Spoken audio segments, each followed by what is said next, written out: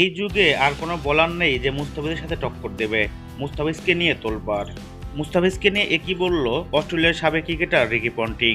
প্রিয় দর্শক, এবারে টি-20 বিশ্বকাপে বাংলাদেশের হয়ে সবাইকে চমকে দিচ্ছেন মুস্তাফিজুর রহমান। ডেথ ওভারে কতটা ভয়ঙ্কর তিনি, সেটা তার ডট বলগুলো দেখলেই বোঝা যায়।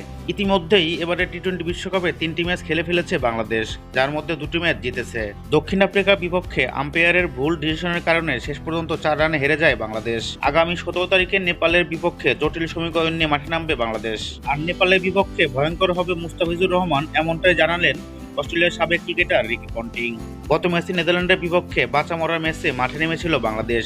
আর এই ম্যাচে মুস্তাফিজুর রহমান নির্ধারিত 4 ওভার বল করে মাত্র 12 রান দিয়ে তুলে নিয়েছিলেন একটি উইকেট। ডেথ বোলিংয়ে একের পর এক ডট বল করে নেদারল্যান্ডের ব্যাটারদের পরাস্ত করছেন তিনি। আর এখানেই নেদারল্যান্ড হেরে গিয়েছে। বর্তমান সময়ে মুস্তাফিজুর রহমান যে ডেথ বোলার স্পেশালিস্ট, এটাই জানালেন অস্ট্রেলিয়ার ক্রিকেটার রিকি পন্টিং। সদ্য এক সাক্ষাৎকারে রিকি পন্টিং বলেন, বাংলাদেশ বোলিং বিভাগে খুবই ভয়ঙ্কর। মুস্তাফিজুর রহমান এবং রিশাদ হোসেন দুজনেই খুব ভালো পারফর্ম করছে।